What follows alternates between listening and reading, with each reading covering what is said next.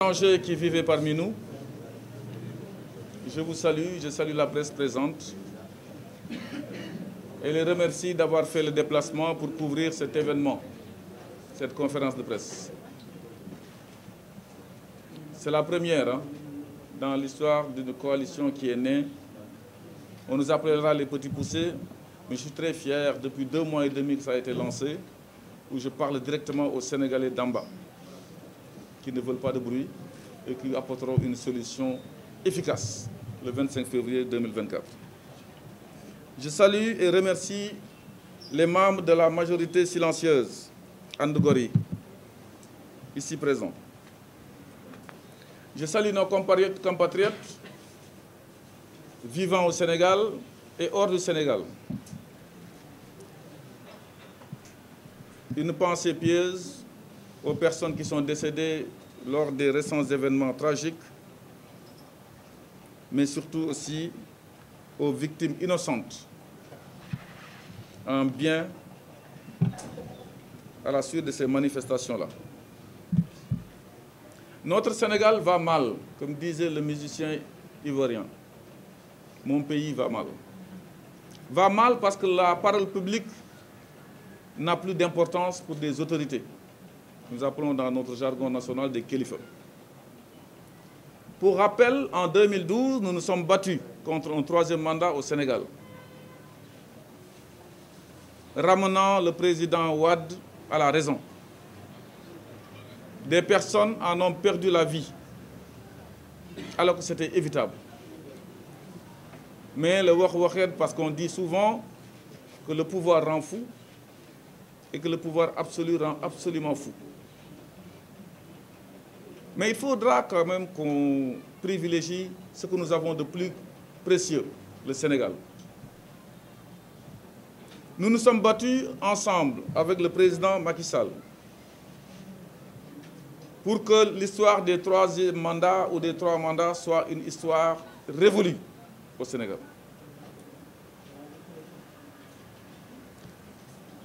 Un référendum a été fait. Ce référendum n'a pas touché le nombre de mandats. Je défie tout juriste de la mouvance présidentielle. La réforme de 2016 sur le référendum a touché la durée du mandat, quittant le septennat au quinquennat bloqué.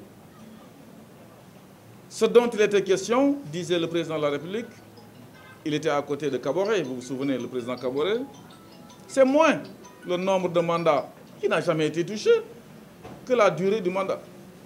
Le nombre de mandats n'a jamais été touché. Alors, qu'est-ce qui n'a jamais été touché? Comment ça a pu être changé? On nous parle d'une décision du Conseil constitutionnel de 2016. Cette décision-là, j'invite les journalistes à organiser un débat entre moi et 5 juristes de la mouvance présidentielle. Vous ne verrez jamais dans cette décision le mot nombre de mandats. On y parle de la réduction du mandat. Monsieur le Président de la République, vous avez prêté serment sur un texte qui prévoit 7 ans. Le serment étant beaucoup plus fort que la promesse, vous ne pouvez pas, si vous voulez organiser un référendum, mais ça jouera pour le futur, sur la durée, mais pas sur le nombre. Un imam, fut-il l'imam de la Mecque, ne peut pas venir diriger une prière de Tabaski et nous faire 3 rakas. Il entendra de Subhanallah. Il faut quand même qu'on ait aussi le respect de la parole publique donnée. Je sais que le pouvoir rend fou avec les fonds politiques et le fait que pendant 7, 6, 7, 12 ans, vous ne connaissez pas de sens interdit, vous ne connaissez pas de sens giratoire, vous ne connaissez pas de feu rouge, et quand vous arrivez, tout le monde est droit comme un pilon. Ça rend fou si vous ne faites pas attention.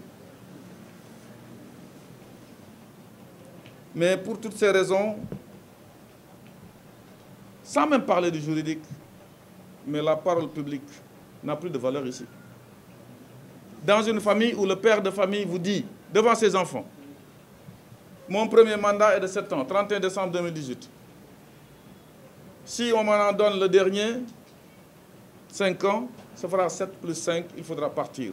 Et je le mets même dans mon livre, le Sénégal au cœur. Mais je ne sais pas qu'il l'a au cœur. Pas 165. je vais à France 24, TV5, je redis la même chose. Aujourd'hui, avec le journal L'Express, on a vu il y a 3 jours, ça dépend de moi. On est en train de jouer avec le pays. C'était un mandat. Il y a un mandant, le peuple, et il y a un mandataire. Vous n'êtes que mandataire. Si le peuple n'en veut plus, il va retirer. Mais tout le monde ne peut pas être comme Moussa Diop qui a perdu son poste uniquement pour avoir dit la vérité haut et fort au bon moment, pas après d'avoir été limogé. Le Kumba Amdei, Kumba Amundei administratif a commencé par là. Le Kumba Amdei judiciaire, vous connaissez. Ça signifie quoi? Aujourd'hui, si vous êtes du côté du pouvoir, vous ne craignez rien, quitte à faire de faux billets, crimes économiques. Si vous êtes de l'autre côté, c'est du fast track en matière de procédure. Vous donnez votre petit doigt, on vous prend la main. Et on en profite pour vous liquider politiquement. Donc il faudra faire très attention avec ce régime. Le président Macky Sall a changé totalement lorsqu'il a été réélu. Je ne veux plus de Premier ministre. Le Sénégal, c'est moi. Ce dernier, le Premier ministre, est tombé en 5 ans et est parti se coucher à Paris. Il n'était pas malade, il était écœuré.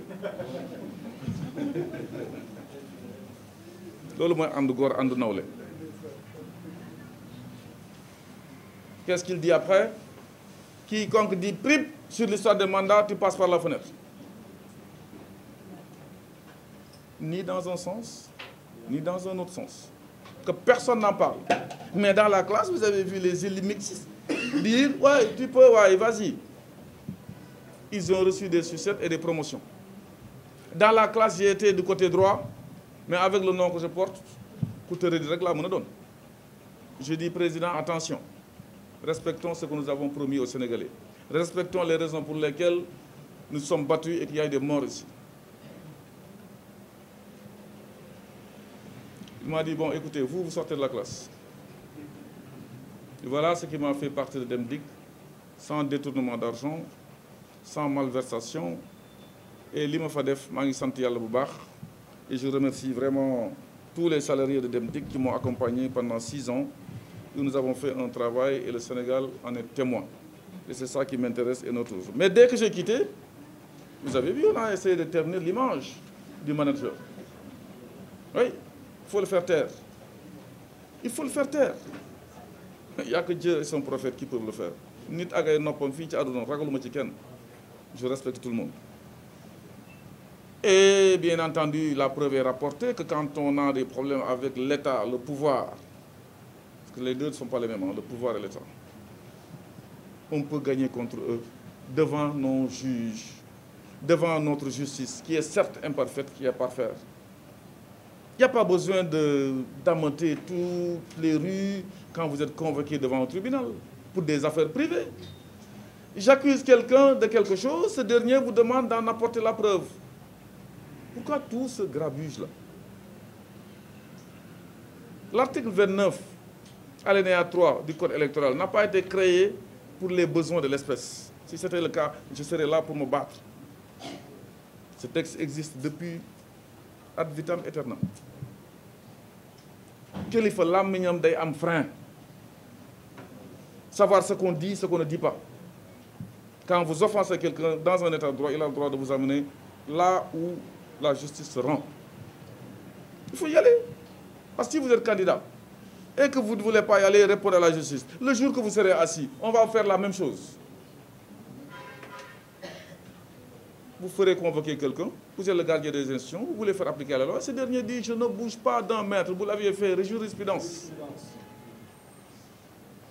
Ils sont loin d'être des hommes d'État. C'est la raison pour laquelle je considère que toute cette instabilité aujourd'hui au pays et la tension qui gangrène, c'est dû au fait qu'il y a un 3e mandat en téléchargement et il y a une tentative de confiscation du pouvoir. Nous nous y opposerons. Nous nous y opposerons.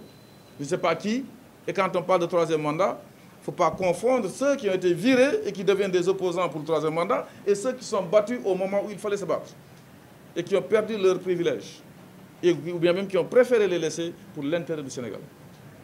Ces deux derniers, l'Unchi Amoul, leur nom restera dans l'histoire.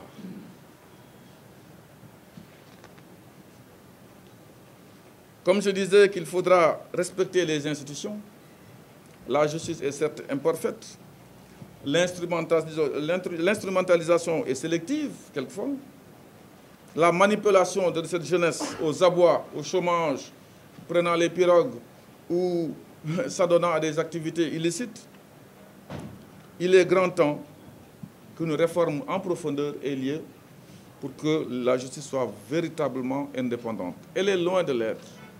Quand le Conseil supérieur de la magistrature, avec la loi organique qui l'organise, à l'article 6 de cette loi, vous avez le principe de l'inamovibilité. Ça signifie qu'un magistrat du siège ne peut être affecté, promu en promotion sans son aval. Mais ici, on vous enlève d'autorité. Il y a même des magistrats qui ont démissionné parce que la justice a démissionné. Il y a des magistrats qui ont été épinglés, suspendus pour corruption. C'est vrai que l'institution, le nombre d'encore ligage a, disons, disculpé la personne. Ils ont été suspendus pour des histoires.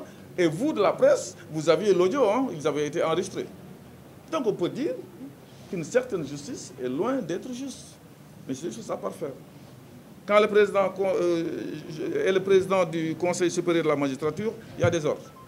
Quand le président de la République est jugé parti devant le Conseil constitutionnel qu'il nomme en totalité, il y a des réformes en profondeur à faire. Quand les magistrats du Conseil supérieur de la magistrature, au nombre de 16, nommés par l'exécutif, 12 sur 16, il y a un problème. Il n'y a que la Cour suprême, le Conseil constitutionnel et la Cour des comptes qui ont l'autonomie budgétaire dans ce pays. Tout le reste là, il dépend de l'exécutif. Ce n'est pas le peuple qui l'a mise dehors, c'est un parti politique. Si vous n'êtes pas avec nous, on vous met dehors. Une parenthèse a été faite en 2012 parce que j'avais retiré ma candidature sur demande de mon grand frère Macky Sall. Mais face à ce que nous avons vu, ce que nous avons entendu, ce que nous avons vécu sur le reniement, sur la malgouvernance, quand vous voyez par exemple le building administratif, pour sa réfection, plus de 40 et quelques milliards, alors que l'université de Touba, en construction, ne dépasse pas 40 milliards. Rafestelere, 40 milliards. Il y a de ces choses qu'il faut revoir. Et quand on voit tout ça, je considère que je dois être au milieu de terrain pour jouer le football et non être spectateur.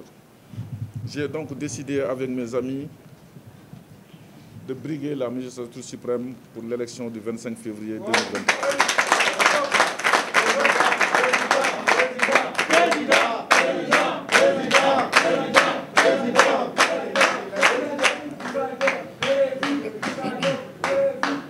Le parapluie que j'aurai ce jour-là, si Dieu le veut, je ferai de sorte qu'aucun Sénégalais ne soit touché par la pluie.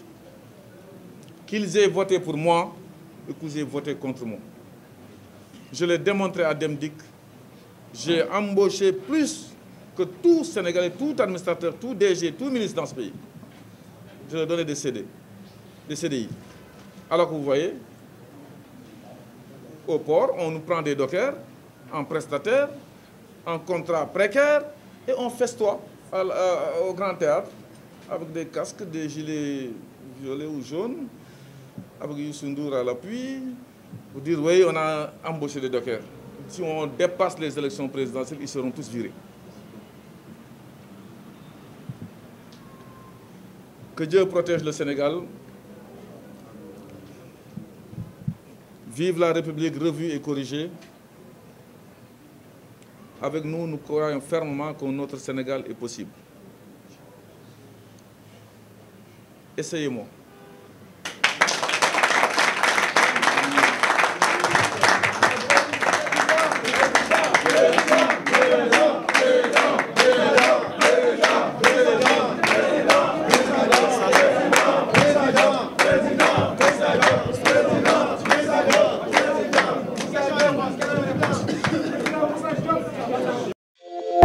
Sénégal.